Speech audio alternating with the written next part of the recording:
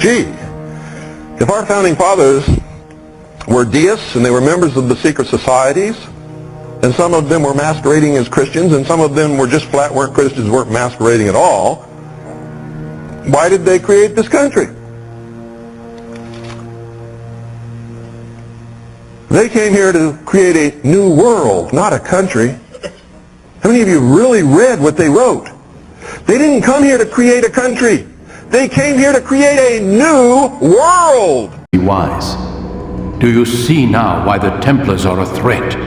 Whereas we would dispel the illusion, they would use it to rule. Yes, to reshape the world in an image more pleasing to them. That is why I sent you to steal their treasure. That is why I keep it locked away. And that is why you kill them. So long as even one survives, so too does their desire to create a new world order. Take your equipment. Shoot me. Come on. No, I can't Do it! How'd you like that? How do you do it? Magic. I'll perform this feat in a manner never before seen by yourselves or any other audience anywhere in the world.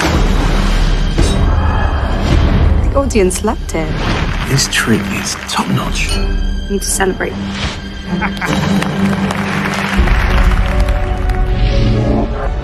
A real magician tries to invent something new.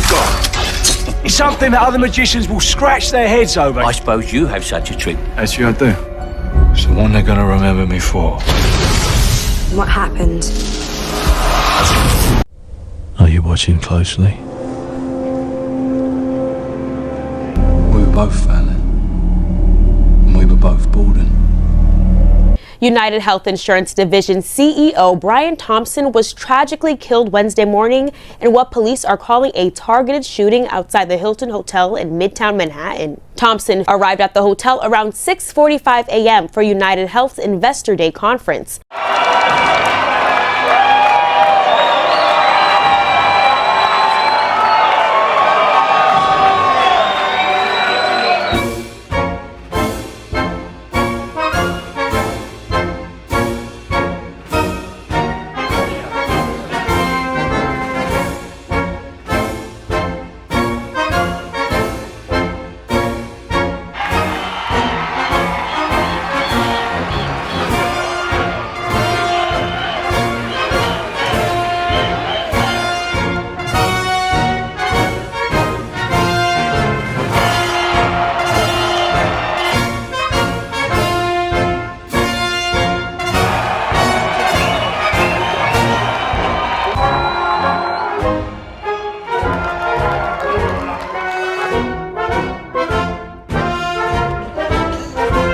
When a masked gunman ambushed him, firing multiple shots before fleeing the scene. The witnesses say the suspect, described as a white male in cream-colored jacket and black mask, escaped through an alleyway and fled on a bike. Thompson was rushed to Mount Sinai Hospital in critical condition, but was pronounced dead shortly after. Don't worry, Mrs. Simpson. We've helped hundreds of people in danger. We'll give you a new name, a new job, new identities. Woo! I want to be John Elway. As you can imagine, the who's who was in Washington today, including Broncos icon John Elway. He was at the Capitol in the crowd this morning to see the president take the oath of office. Elway takes the snap and runs it in for a touchdown. Thanks to Elway's patented last-second magic, the final score of Super Bowl 30. Denver 7, San Francisco 56. Woohoo! I don't think this is such a good idea. This isn't just because it's Sideshow Bob. It's a chance to turn around all our stinking lives. I'll be Gus, the lovable chimney sweep. Clean as a whistle, sharp as a thistle, best in all Westminster. Yeah. Shut up, boy. We have places your family can hide in peace and security. Cape Fear, Terror Lake, New Horror Field, Screamville. Ooh, Ice Creamville. No, Screamville. Tell you what, sir, from now on you'll be Homer Thompson at Terror Lake. Let's just practice a bit, hmm? When I say, hello, Mr. Thompson, you'll say, hi. Check. This is why you need to know Brian Thompson, the man who made villains unforgettable. Brian Thompson has been the face of intimidation and raw power in cinema for decades. Remember the night slasher in Cobra? That chilling stare? Yep, that was Brian. How about Shao Kahn in Mortal Kombat Annihilation? He brought the ruthless Emperor to life, making fans both love and fear him. And let's not forget his role in The X-Files as the alien bounty hunter. His performance added a whole new layer of mystery and menace to the series. But Brian's talent isn't just about playing the bad guy. His diverse roles show off his range and dedication to the craft. So next time you watch a movie and see a character that sends chills down your spine, take a moment to appreciate Brian Thompson's incredible contribution to the film industry. Remember the name because Brian Thompson is one actor who always delivers a memorable performance. The Thompson Twins. With our solid gold pick hit of the week, Dr. Doctor, here are the Thompson Twins.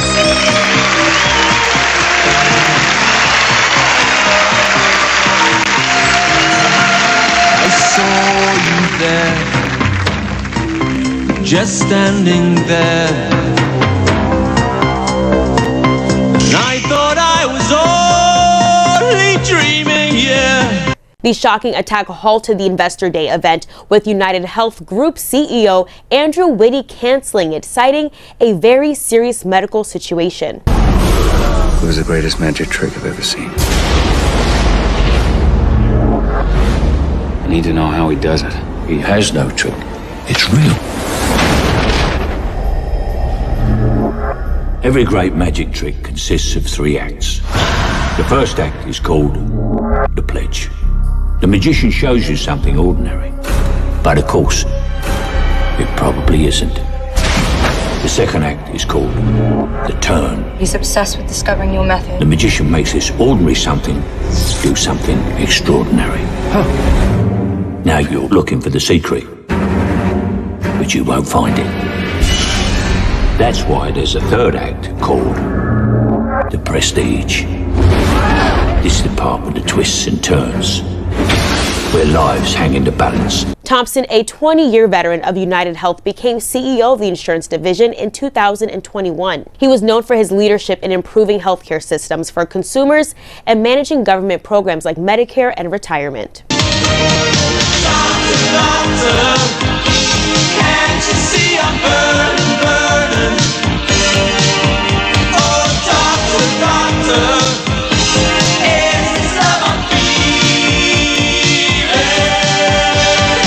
The .45 caliber Tommy gun is one of the 20th century's most iconic weapons.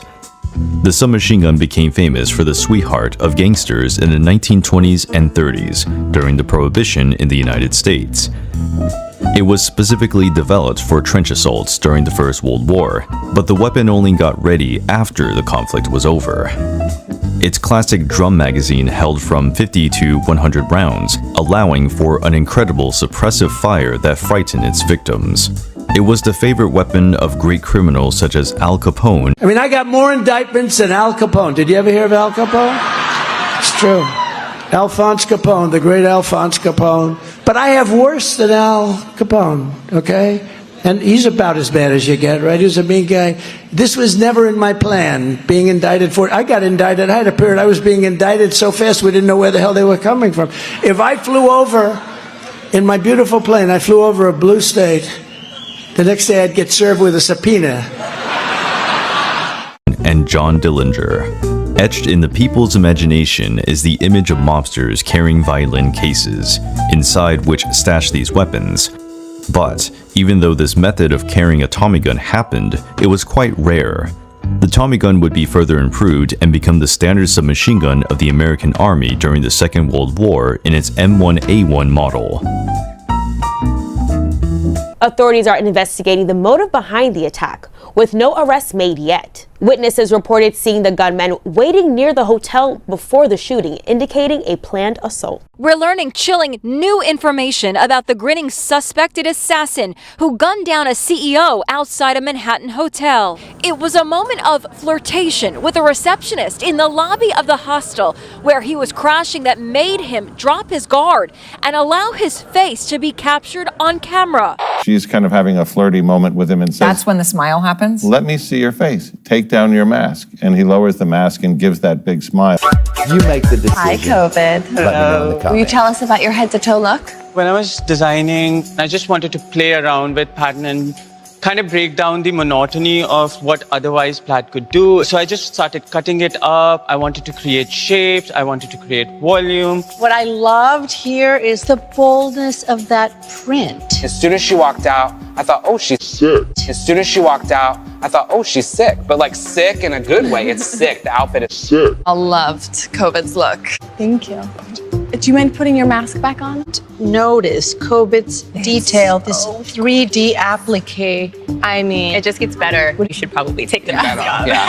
Can you breathe in there? A little bit. A little better like It's a good look, but we want to keep you alive.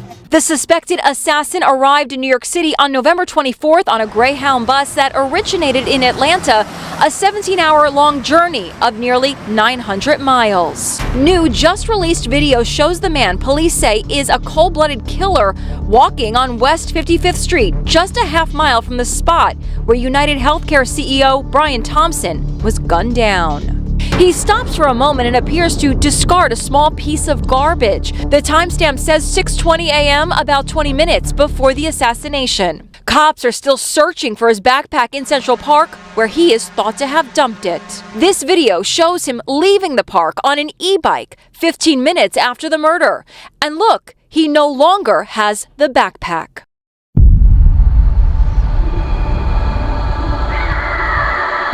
Since the dawn of man, there have always been struggles for power. Wars have been fought out in the open. Others have been waged by secret societies. Groups such as the Freemasons operate in the shadows. Freemasons such as George Washington and Henry Ford would rather die than reveal the secrets of the Lodge. The Illuminati have long been working to create a new world order. Their all-seeing eye can even be seen on the seal of the United States. Other groups such as Skull and Bones are so well operated that its members become CEOs, CIA operatives, and even US presidents. However, among secret societies, one group stands out for its influence and secrecy: the Assassin Brotherhood. Founded during the Third Crusade by Persian missionary Hassan-i Sabbah, based in the castle of Masyaf, the Brotherhood often targeted politicians whose reigns have become tyrannical or threaten the Brotherhood itself. At odds with the Assassin Brotherhood is the Templar Order. One of the most famous Templars was Spain's Grand Inquisitor, Tomás de Torquemada, who killed thousands in his quest for power. They seek to create a world of order without the uncertainty of free will. The history of the world is a history of violence. Any impulse towards dependence or rebellion will be crushed. In contrast, the assassins live by three tenets. Stay your blade from the flesh of an innocent. Hide in plain sight. And never compromise the Brotherhood. Collectively, these tenets are known as the Assassin's Creed.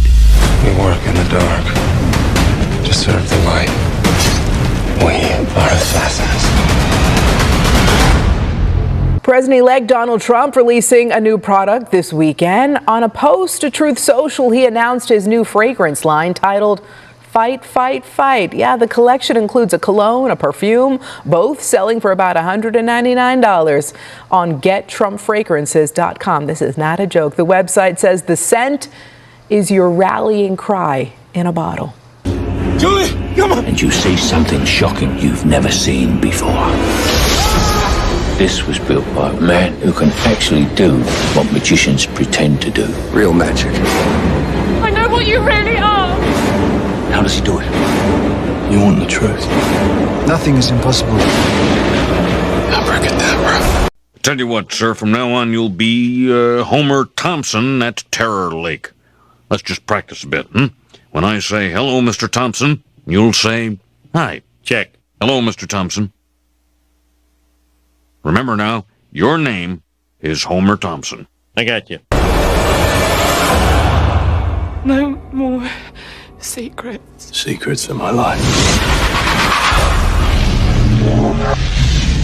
When I walked in, his first sentence kind of threw me off. He said, Trump hears that you don't like what Trump is doing. And I thought, wow, but you're Trump. Weeks First, there's two Trumps. There are two different Donald Trumps. Double Trump. And we're gonna be huge.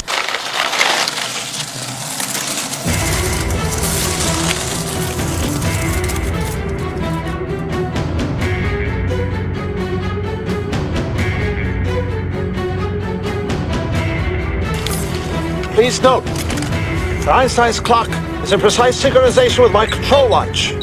Got it.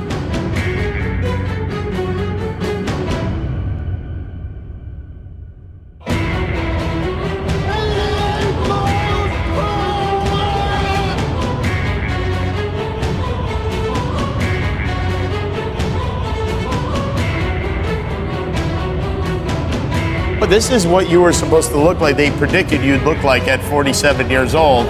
And I have to say, they had you like a young Donald Trump. It looked like It does kind of look like Donald Trump. Yeah, it does. There is a Donald Trumpiness to it. It wasn't my fault, sir. It was Needles. Needles was behind the whole thing. You cooperated. No, I didn't. It was a sting operation. I was setting them up. Read my facts. No, please, no. I cannot be fired. I'm fired.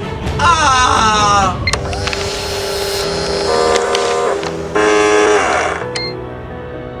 You're fired. In fact, it is being reported that she is actually prepping for two Trumps at the debate. And Donald Trump says he is two Donald Trumps. A tale of two Trumps. Dr. Jekyll Donald meet Mr. Hyde Trump.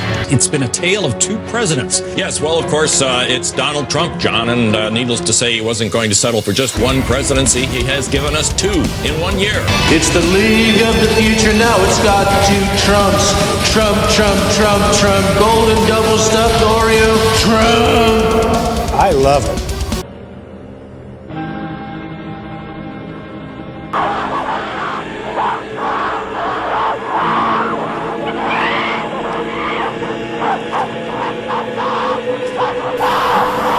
That's you and I, as the Masonic Illuminati sees us, as mindless apes, bowing and worshiping their demonic black obelisk of Masonic wisdom and Luciferian light. Their cube, so they think, that's going to spark and create this new world order, this Luciferian Antichrist system that's about to come upon the entire world. All symbolized by events taking place in our day and age. 9/11. That was one of their events.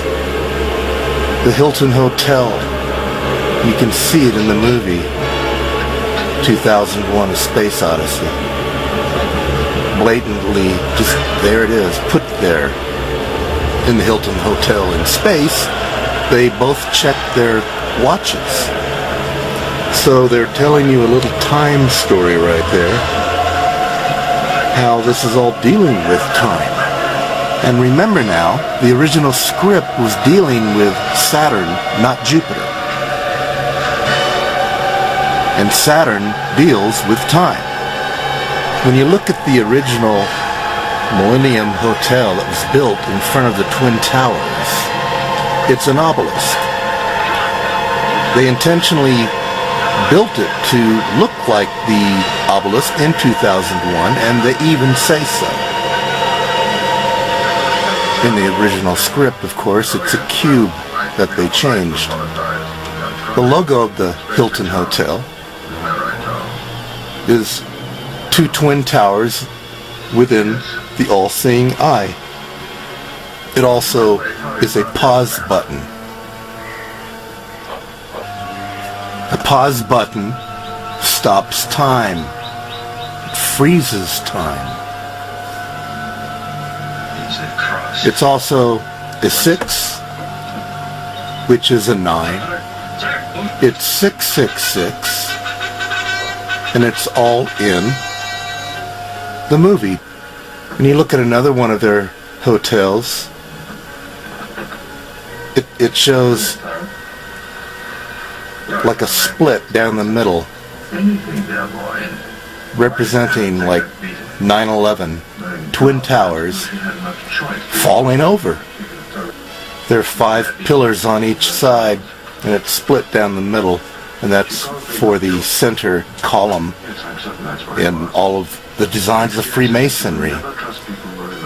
It's all there, represented.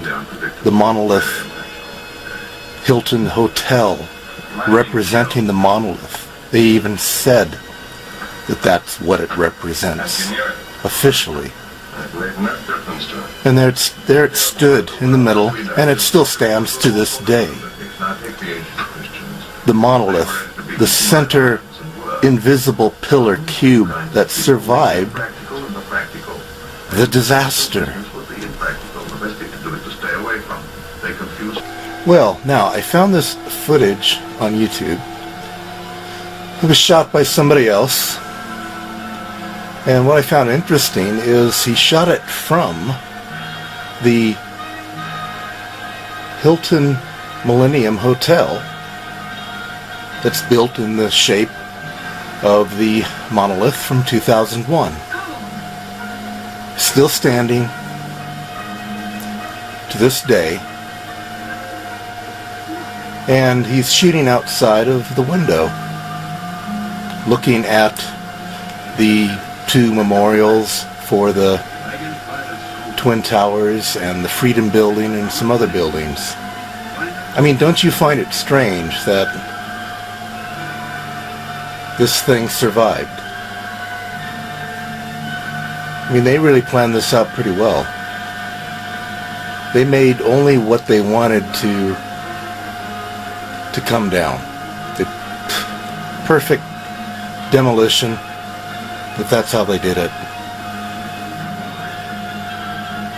Intentionally making sure that this monolith cube represents their Illuminati wisdom, which is that small center. If you look at Masonic pictures of the 2 columns, you'll see in the middle there's this, there it is, this little smaller column or cube or monolith or obelisk right there. And this is how they brought it in. The Freedom Tower represents this wisdom, this new world order that they want to bring upon all of us. I've read it's supposedly supposed to be 1,776 feet tall. Now, I don't know if that's true. I don't know how to confirm that, but looking on the internet, this is what I've read, this is what I've seen. Now, if that is the case, they are most definitely not referring to America's birth of 1776, but to the Illuminati's birth of 1776, because that's who they are, and that's who did this. And also, in the same video, look at these memorials to the 2 towers, the 2 twin towers here. Look at those things. They're square holes in the ground. There you got waterfalls running on the sides, and in the center is like another black hole, cube, square, black pit. And it's all just going down and down and down, then it goes into that square pit hole. What kind of memorial is that? They're sending people into the abyss, and also at the same time symbolically representing that they've opened a hole to the abyss. I believe if you go to these places, I'm sure it just sucks energy like a vampire from people's hearts and souls and minds. I'm sure it leaves you with a dead feeling inside. These memorials aren't normal. They're not right. This is evil stuff. There you go. The Freedom Tower. Oh man. It's so obvious what's going on. Very disgusting and evil what these people are doing. Or what these entities are doing, rather, because I think the people are just pawns in the hands of these entities that are returning.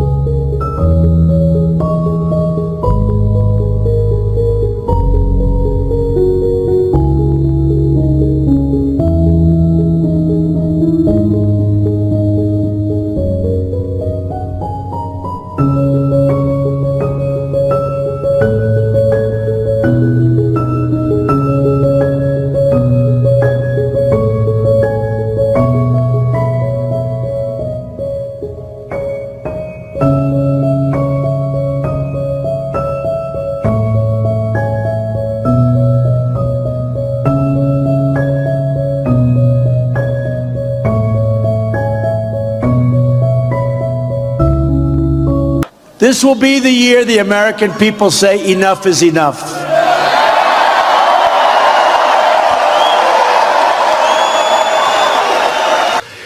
This will finally be the year the American people say enough is enough. Enough is enough. It was the American people saying enough is enough. They're fed up. And say enough is enough. Say enough is enough. Hello, Mr. Thompson. Oh, now when I say hello, Mr. Thompson, and press down on your foot, you smile and nod. No problem. Hello, Mr. Thompson. I think he's talking to you.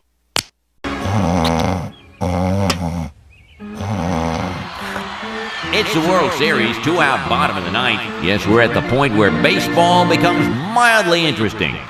Can Homer Simpson, fresh off an anxiety dream about not studying for a high school test, come into this dream and knock one out of the park? And who'd have thunk it? We're food too. And apparently I'm married to a pork chop and have drumstick children. How did that happen?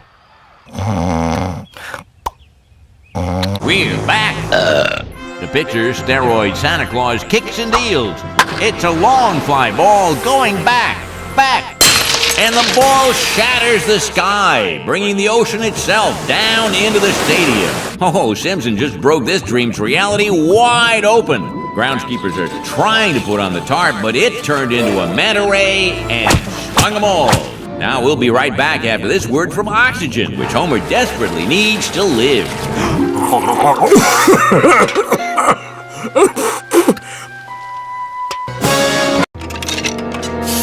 They're all covered with filthy germs, aren't they, Smithers? Why, what do you mean, sir? Freemasons run the country! Ew. Let's talk about COVID, because Operation Warp Speed is one of the positives from the administration, and you've brought up the need for vaccines. You've actually told people to get vaccines. I'm just curious. I got the Pfizer vaccine. Which vaccine did you get? Have you shared that with us yet? Well, I got the Pfizer, and I would have been very happy with any of them. I thought a very bad statement was when they did a pause on Johnson & Johnson. I think that frightened people. That was a bad thing to do. At that time, when they did the pause, they had 6 people that may have had some difficulty out of millions that received it, but I think the pause was a very bad thing to do. Mr. President, you've talked a lot about the good state of your health, and I'm curious, would you get the booster shot? Well, if I felt it was necessary, I guess I have sort of a double vaccine because, as you know, I had it, recovered from it pretty well. I don't think I had it like the press, like the media said. You know, they would try making it difficult. It's not pleasant, but I had it. I recovered. I, in addition to that, got the shot. I mean, I'm somebody that tells people I'd like to see them get it. I also want them to have their freedoms, etc. But I got the double shot. And if I felt that it was necessary, and let's see where this whole thing is going, I mean, I was surprised. I thought it would have been gone long before now.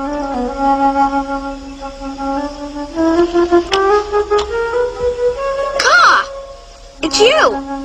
Yes, man cub. So nice to see you again.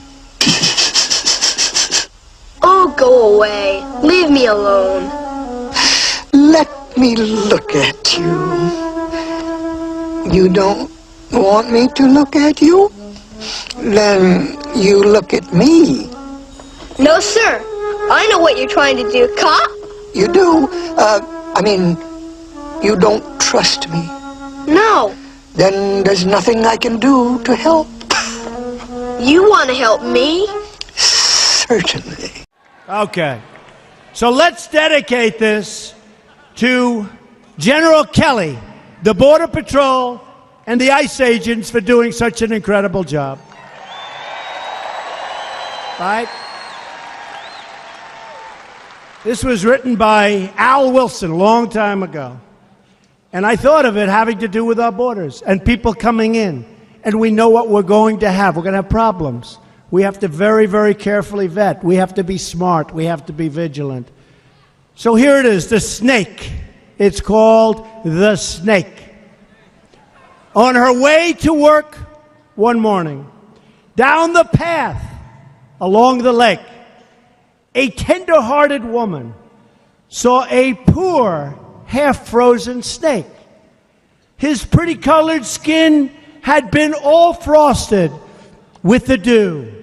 "Poor thing," she cried, "I'll take you in, and I'll take care of you." The border. "Take me in, O tender woman. Take me in, for heaven's sake. Take me in, O tender woman," sighed the vicious snake. She wrapped him up all cozy in a comforter of silk and laid him by her fireside with some honey and some milk.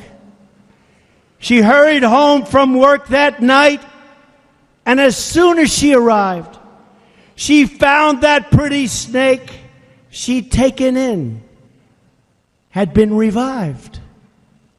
"Take me in, O tender woman. Take me in, for heaven's sake. Take me in, O tender woman," sighed that vicious snake.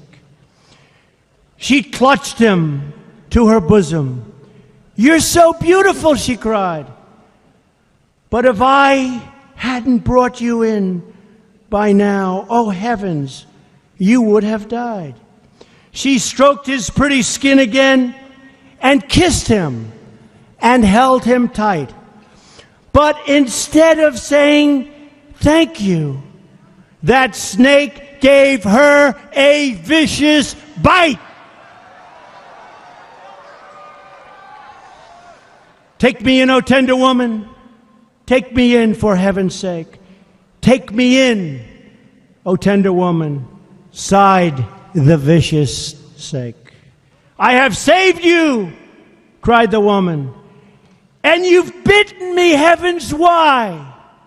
You know your bite is poisonous, and now I'm going to die." "Oh, shut up, silly woman," said the reptile with a grin. "You knew damn well I was a snake before you took me in."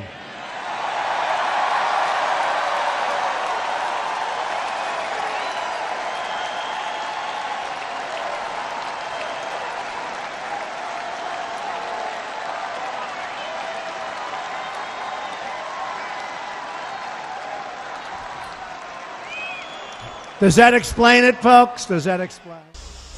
Trust in me.